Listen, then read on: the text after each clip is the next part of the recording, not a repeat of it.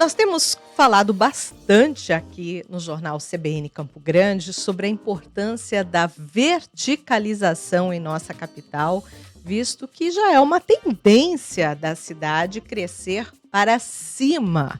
Mas o que o Plano Diretor de Desenvolvimento Urbano e Ambiental de Campo Grande diz sobre esse assunto?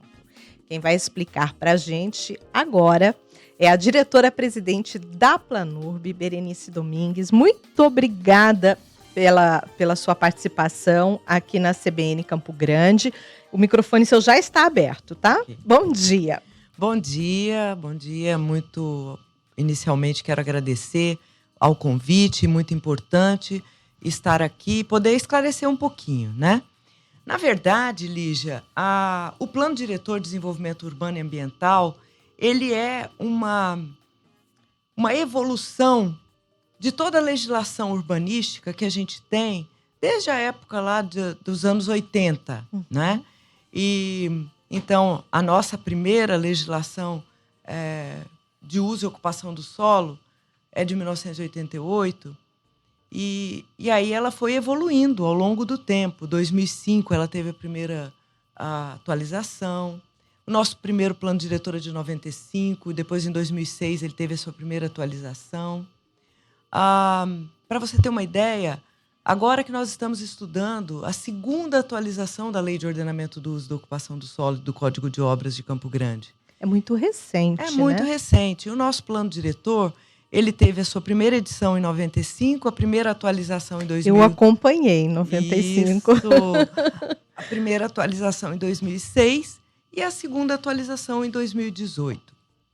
E não se trata da verticalização, o Plano Diretor de Desenvolvimento Urbano e Ambiental não trata da verticalização de forma específica, particular, mas ele traz alguns conceitos, alguns princípios que são fundamentais para qualquer cidade, né, no Brasil, que são critérios de compactação, de sustentabilidade, de ocupação dos vazios, de buscar ter uma densidade demográfica mais organizada e que parta justamente das áreas, das zonas onde a gente já tem uma infraestrutura disponível, né? Ou seja, a gente trabalhou esses conceitos de sustentabilidade como um todo, sempre partindo das áreas onde eu já tenho a infraestrutura disponível para aquelas onde a gente tem menos infraestrutura disponível. Então, em nenhum momento o Plano Diretor de Desenvolvimento Urbano e Ambiental traz como prioridade, ou como objetivo, ou como meta, a verticalização. O que o Plano Diretor, Berenice, diz sobre a verticalização, se é que você falou que ele não trata especificamente, mas como isso é discutido dentro da Planurb em áreas residenciais, que hoje é o maior ponto de discussão em Campo Grande, né? Porque Campo Grande sempre foi uma cidade que priorizou a construção de casas. E agora, com grandes empreendimentos, com prédios surgindo, tanto comerciais quanto residenciais, mas em áreas que são ocupadas tradicionalmente por residências, porque aí nós temos não só o impacto da vizinhança, do trânsito, de tudo, mas temos, por exemplo, sombra, né? Um prédio que levanta, as casas hoje em determinados bairros têm piscinas, as pessoas têm privacidade dentro dos muros, né? E quando surge um grande empreendimento desse, primeira coisa é perder a privacidade. Segundo, é o impacto por sombra também, né, em determinados horários do dia. O que o plano diretor prevê em relação a isso? Então, Lígia, um outro ponto que o urbanismo moderno preconiza é a não segregação das funções na cidade. Então, se lá na década de 50 a gente falava numa cidade, numa área urbana dividida em zona residencial, zona comercial, zona industrial, zona de serviços, o urbanismo moderno ele diz que é preciso derrubar essas barreiras da segregação para que nós possamos estabelecer uma cidade mais inclusiva, onde as pessoas possam estar mais próximas daquilo que elas mais necessitam no seu dia a dia. Então, nosso zoneamento, ele não traz mais, já há algum tempo, desde 2005, não tem mais essa segregação de funções. Então, nós temos áreas que são... Desculpa te interromper, mas isso não seria talvez para novos bairros, aqueles que já estão pré-estabelecidos como áreas totalmente residenciais? Por exemplo, nós temos aqui bairros com imóveis que são bem valorizados e que agora podem perder essa valorização até por um empreendimento que possa vir trazendo sombra, né? Tirando essa privacidade. Sim, não é apenas para novos bairros. A gente tem aqui, eu vou dar um exemplo muito claro de um bairro que era absolutamente residencial há 40 anos atrás, que a gente via as melhores edificações mais bacanas e que ao longo do tempo ele se reinventou, né? Que é o bairro Jardim dos Estados. Há 40 anos atrás era inimaginável você pensar que ele daria lugar ao comércio, aos serviços e a edifícios grandes. Residenciais também, de serviço também, né? Então, o que a gente... é o bairro aqui da CBN em Campo Grande. Exatamente. Ele se reinventou, né? E essa reinvenção é que proporciona a ele a vitalidade para continuar proporcionando opções, oportunidades para todos, né? Se a gente imaginasse, há 40 anos atrás, a Antônio Maria Coelho ou Euclides da Cunha, com toda essa conformação de comércio, de serviço, você ia falar, você é louca, Berenice, imagina que isso vai acontecer, né? Então, a cidade, Lígia... São as transformações, né?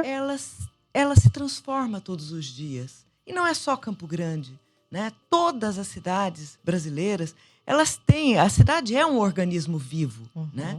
E, à medida que as coisas vão acontecendo, a gente vai discutindo e a gente vai procurando evoluir na lei. Às vezes, a impressão que alguém tem da desvalorização, ela pode, com o tempo, demonstrar que, na verdade, não houve desvalorização, houve uma valorização, né? Porque você sai de uma condição e você tem outras opções, outras oportunidades. Né? Nós observamos isso em vários bairros de Campo Grande, que às vezes um empreendimento ou uma situação determinada acaba induzindo, acaba levando àquela transformação. E essa transformação, a gente, como você citou aqui o Jardim dos Estados, a gente tem presenciado no bairro Chácara Cachoeira, né? A gente tem presenciado em outros pontos da cidade. E aí a importância da participação popular também nas audiências públicas com a chegada de novos empreendimentos, né? Que é isso que vai acontecer agora nos próximos dias, né? Sim, nós estamos já trabalhando com as audiências públicas desde março desse ano de 2024, né? Então, nós temos feito audiências públicas para todos os empreendimentos e ou atividades que estão listados no plano diretor, na Lei de Ordenamento do Uso de Ocupação do Solo, que necessitam de elaborar estudo de impacto de vizinhança, né? A gente sabe que qualquer empreendimento ou atividade, ela vai causar algum tipo de impacto. Sim. Porque a nossa própria atuação nesse planeta Terra já é um impacto muito grande, né? Mas ali tem empreendimentos e atividades listados que necessitam desses estudos de impacto de vizinhança. E aí, um exemplo é a ampliação agora do projeto do shopping Campo Grande, que é o maior shopping da nossa cidade, que vai ser talvez o maior do Centro-Oeste, com toda a ampliação que está prevista. Então, né? Eles vão fazer uma audiência pública, já nos apresentaram o estudo de impacto de vizinhança. Esse ano nós fizemos também uma audiência pública para ampliação de uma escola da cidade. Fizemos também para empreendimentos logísticos que Campo Grande, com a rota bioceânica se concretizando, nós, de fato, nos consolidamos. Ao nos consolidarmos com a rota bioceânica, nós vamos precisar de muitos empreendimentos que façam logística. Então, nós já fizemos 2 audiências públicas nesse sentido. Sexta-feira, nós vamos fazer de um empreendimento do Minha Casa Minha Vida, que são 300 e poucas unidades habitacionais produzidas, né? Então, assim... Numa área que é um grande vazio urbano Numa hoje, área que é né? um grande vazio urbano. Então, acho que o nosso grande desafio, Lígia, é buscar a densidade, melhorar. Hoje nós temos uma densidade média em Campo Grande de 56 habitantes por hectare. A ONU Habitat preconiza que o ideal seria uma cidade com 150 habitantes por hectare. Então, nós estamos muito abaixo disso. Distante. E aí precisa ter esse volume populacional melhorado, mas com toda a infraestrutura que vem atrás, né? Porque o que é correto, segundo a ONU, é você ter os bairros com que as pessoas não precisem sair dali para determinados serviços. Elas têm tudo ali ao seu alcance. Não é isso? É assim que o plano diretor hoje está prevendo a cidade, né? Então, você tem um bairro onde você pode ter o supermercado, você tem a questão de atendimento médico, não é isso? É exatamente isso, que é a cidade de bancos, 15 minutos. Né? Se bem que hoje os bancos estão indo tudo digital, já muda isso também, né? É a cidade de 15 minutos. E uma grande preocupação e uma grande exigência que nós temos na nossa legislação, e eu diria que sempre tivemos, é a de que o empreendedor, há alguns empreendimentos ou atividades, ele não... Nós não perguntamos para ele assim, ou damos a opção para ele, olha, se o senhor quiser fazer a infraestrutura, o senhor faz. Não, a lei é clara. Para que o senhor possa empreender esse empreendimento ou atividade, o senhor tem que fazer essas infraestruturas e doá-las para a prefeitura. Né? Uma das infraestruturas que a gente sente falta hoje na cidade, que é um grande impacto dessas obras, e aí eu falo como cidadã, que a gente percebe, são os viadutos. Nós temos pouquíssimos viadutos na nossa cidade para o tamanho da nossa cidade. O plano diretor hoje, ele prevê isso? Como é isso dentro, essa discussão junto à Planurb? Para a mobilidade urbana, né? Nós temos o anexo 16 do plano diretor que trata de iniciativas de curto, médio e longo prazo. Né? E a definição de um viaduto, ela vem não só do desejo da população, mas de estudos técnicos que demonstrem essa necessidade. Né? O que nós temos, Lígia, é estudos que nos levam a crer que já há 1 ou 2 pontos importantes e necessários para que tenham esses viadutos. E um deles é a Mato Grosso com a Via Parque ali, né? Ali nós temos alguns problemas técnicos que precisam ser resolvidos por conta da topografia, né? Por conta de uma série de coisas. Mas a gente, com certeza,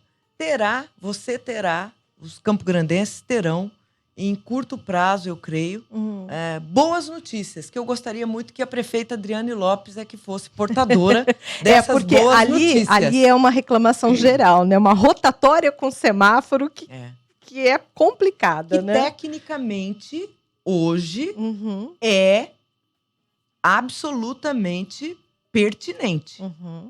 Porque se foi uma alternativa, vamos dizer, uma alternativa, né? Hoje é perfeita para aquela situação, né?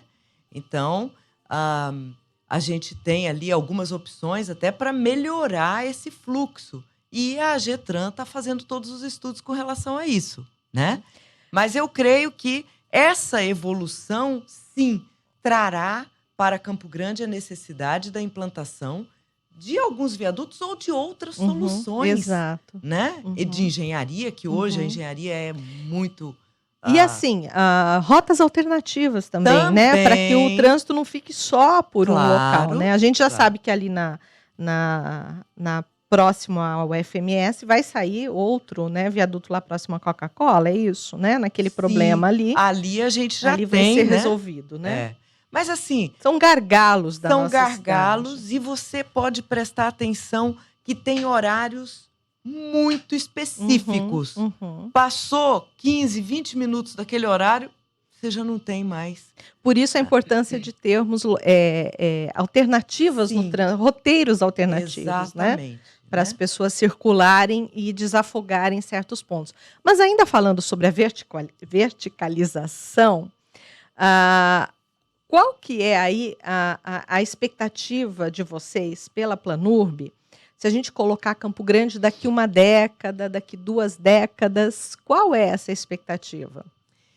Lígia, essa projeção, vamos dizer assim? Eu não posso te falar com precisão. Por quê? Porque são investimentos privados que vêm vindo, né? A gente sabe disso. Porque isso depende de uma conjunção de fatores. A economia tem que ir bem, a gente sabe disso. Mas se mantiver esse atual ritmo que a gente está vendo aí, né? Qual que é a projeção de vocês? Nós teremos uma Campo Grande que vá superar o número... Porque hoje ainda nós temos as residências, por exemplo, horizontais, né? Prevalecem, mas isso pode, em 2 décadas, ser ultrapassado? Vocês acreditam? Eu não tenho como dizer isso para você. Eu creio que a cidade ela vai se compondo com as possibilidades, com as demandas, né? Se hoje o mercado imobiliário tem construído edifícios verticais, é porque existe demanda para isso. Porque ninguém investiria num edifício vertical se não tivesse cliente para comprar. Porque há alguns anos a gente não imaginaria essas torres todas que temos hoje na cidade já, né? E a verticalização, ela traz alguns benefícios para a cidade. Seja do ponto de vista ambiental, seja do ponto de vista comercial, seja do ponto de vista da segurança, né? E seja do ponto de vista social, porque se existe é porque alguém quer viver naquele lugar, né? E isso não vai trazer a possibilidade de não existir mais a residência horizontal. Então, é a cidade se movimentando, é esse organismo vivo buscando o seu amadurecimento. E uma revitalização da cidade, né? Uma revitalização, porque... Constante. É constante. A verticalização, ela traz um adensamento que o plano diretor espera. Porque muitas pessoas pensam que esse adensamento ele é calculado no lote, no empreendimento. Mas não. Esse adensamento, quando a gente estudou o plano diretor, quando a gente realizou todas as audiências públicas, a gente trabalhou por macrozona. Então, nós temos uma macrozona, a número 1, que é a de adensamento prioritário, imediato, que é essa área mais próxima do centro da cidade, que ela tem toda a infraestrutura disponível. Então, sim, nós queremos que ela adense mais rapidamente. Depois a gente tem uma macrozona 2, que envolve essa macrozona 1, que são bairros que têm infraestrutura, mas que talvez não tenham toda essa infraestrutura. Então, eu quero um adensamento prioritário, ou seja, depois da macrozona 1, eu quero a macrozona 2. E, por último, a macrozona 3, que está nas bordas do perímetro urbano, que é onde eu tenho menos infraestrutura disponível. Ali eu quero um adensamento futuro, lá para frente, para não passar o carro na frente dos bois, né? Para não levar pessoas para lugares onde eu não tenho infraestrutura disponível. Então, assim, a lógica do E plano evitar a favelização, né? evitar que as pessoas vivam numa situação de má qualidade de vida, como a gente tem, e a gente tem que correr atrás para melhorar essa situação, né? Quando a gente revisou esse plano diretor, Lígia, nós trabalhamos com discussões durante mais de 4 anos. Só em 2016, nós fizemos 12 consultas públicas, 10 oficinas comunitárias, 2 audiências públicas, 1 workshop e 1 seminário. Só em 2016. Em 2017, nós fizemos 79 reuniões públicas. Nós estivemos em todos os bairros dessa cidade. Uma das preocupações que a gente, inclusive, recebe aqui pela CBN dos nossos ouvintes é em relação às áreas verdes de Campo Grande, né? Como é que o plano diretor está tratando especificamente esses locais junto com esse desenvolvimento, para que a gente não perca tantas áreas verdes? Nós precisamos Por ter exemplo, equilíbrio. a região do Parque dos Poderes, né? Mas a região do Parque dos Poderes já tem uma reserva instituída, né? Que a gente sabe que ao longo do tempo ela valorizou, ela cresceu, porque quando foi instituída, ela precisou de uma série de cuidados, né? E nós temos ainda algumas áreas destinadas a praças, tanto no bairro Veraneio, quanto nos bairros do entorno.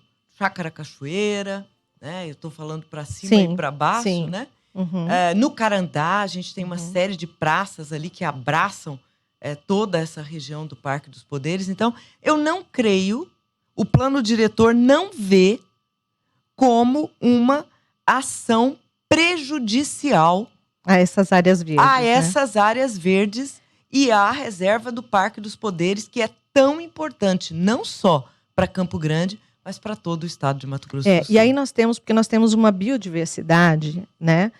Por exemplo, a mata o Parque Estadual Mata dos Segredos, né? Sim. E aí nós temos os corredores ecológicos que a gente precisa preservar na cidade, né? Exatamente. Então, nós temos ali desde a APA do Guariroba, passando pela APA do Lajeado, e aí fazendo essa conexão com a reserva do Parque dos Poderes, e essa se conectando ao Parque Estadual Matas do Segredo. Isso. E se conectando à APA do Cerola, que tem um potencial para o turismo inestimável, né? Então, isso o plano diretor traz como uma premissa importante, né? Que é o estabelecimento de corredores de biodiversidade e essa conexão entre essas áreas que têm uma importante biodiversidade para que possa ter essa comunicação. Eu sei que você falou que a prefeita que vai anunciar uma novidade ali para com certeza, para aquele gargalo da Mato Grosso com a Via Parque, mas eu vou lhe perguntar de um outro gargalo, porque chegou uma pergunta de um ouvinte aqui.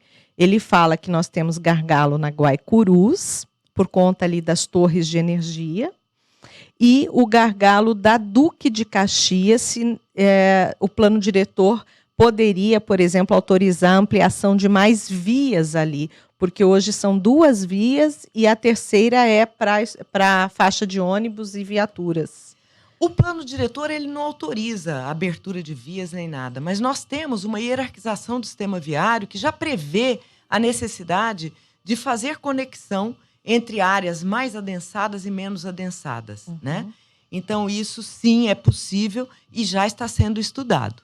Tá Bacana, certo? Boa notícia. A cidade, Lígia, Campo Grande hoje, é uma cidade que tem praticamente 1 milhão de habitantes, né? Embora o censo fale em 946, alguma coisa nesse sentido, a gente não pode imaginar que Campo Grande tenha só isso, porque nós temos aí 1.400.000, 1.600.000 procedimentos do cartão SUS por mês. Então, não é possível. Então, É muita gente do interior que vem para cá. Também. Então. Mas a cidade é uma cidade que, de fato, está crescendo e está se consolidando como um polo de desenvolvimento regional, né?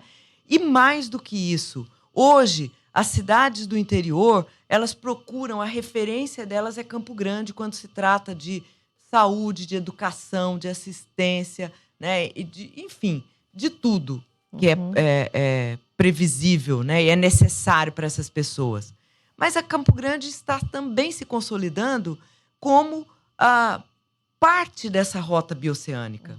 E a gente sabe que isso está trazendo e trará muitas oportunidades para Campo Grande. São os impactos, né, da rota, que inclusive foi tema de redação ontem do vestibular. Então, é algo que faz muita parte do nosso dia a dia, né? Então, existem gargalos em Campo Grande? Sim, existem. Existem coisas que precisam ser melhoradas? Com certeza. E é nesse diapasão que nós temos trabalhado, né? A cidade, ela cresce, ela evolui, ela traz consigo necessidades que precisam ser ajustadas tanto na legislação quanto na nossa própria convivência com a cidade.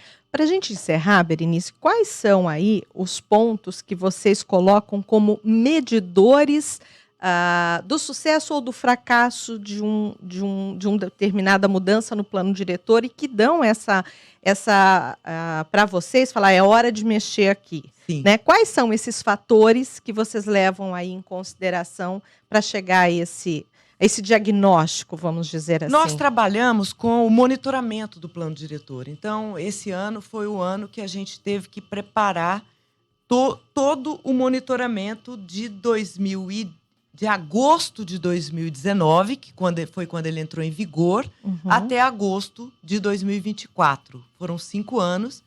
Nós medimos em todos os sentidos, né? Isso está disponível na página da Planurb, é um documento técnico, mas a gente busca observar a evolução dos loteamentos, dos parcelamentos, como é que isso aconteceu ao longo do tempo, da implantação de empreendimentos ou atividades, sejam eles comerciais ou residenciais. A gente também faz um trabalho bastante minucioso com relação à ocupação do território, né? Então, dos 74 bairros que nós temos hoje na cidade, que são a menor base de planejamento, nós percebemos que 32 desses bairros estão com taxa de crescimento anual negativa. E desses 32, 18 bairros têm uma tendência menor que 1% a ficar negativa no próximo censo. Isso, né? Porque a cidade está ampliando para outras áreas? Não, é isso? Isso porque eu tenho bairros já existentes que estão perdendo população, por algum motivo. Entendeu? Bairros existentes, A gente trabalhava, durante um tempo, com as Moreninhas sendo o bairro com a maior população. Depois isso passou para o Aerorancho. Agora é o Nova Lima. Hoje a gente tem o Nova Lima como o bairro mais populoso. Então tem algumas tendências de migração interna, mas tem algumas tendências de esvaziamento. Por exemplo, o bairro Centro. A gente tem um esvaziamento enorme. Mas a gente também tem tudo isso também, às vezes, em decorrência da redução da taxa de fertilidade da mulher. Tá? Que em 2000 era de 2,3 filhos por mulher. E em 2022 passou para 1,5 filho por mulher. E essa é uma tendência mundial. E vai reduzir ainda mais, né? É uma tendência. O esvaziamento só pode ser compensado, Lígia, com o adensamento. Então, a cidade, para ela ter uma sustentabilidade econômica, social e ambiental, ela precisa ter uma densidade mais significativa, porque senão ela se torna uma cidade muito cara. Para quem? Para o próprio munícipe, para o próprio cidadão. E é isso que a gente está falando, dos 15 minutos dentro de cada bairro, né? Exatamente. Você resolve tudo o que você precisa em 15 minutos dentro da sua área. Eu conversei aqui com a Berenice Domingues, diretora-presidente da Planurb. Muito obrigada pelos seus esclarecimentos. E a gente espera aí a participação popular cada vez maior nas audiências. Nós também, nós acreditamos na gestão democrática da cidade, na participação das pessoas. Quem constrói a cidade somos nós que vivemos nela. E precisamos ouvir muito as pessoas para procurar errar menos. Exato. Muitíssimo obrigada pela oportunidade. Eu desejo a vocês um bom dia, uma boa semana. E obrigada a todos que estão nos acompanhando. Para você também, que a gente continue com o título de cidade planejada, né? Muito obrigada. Obrigadíssima.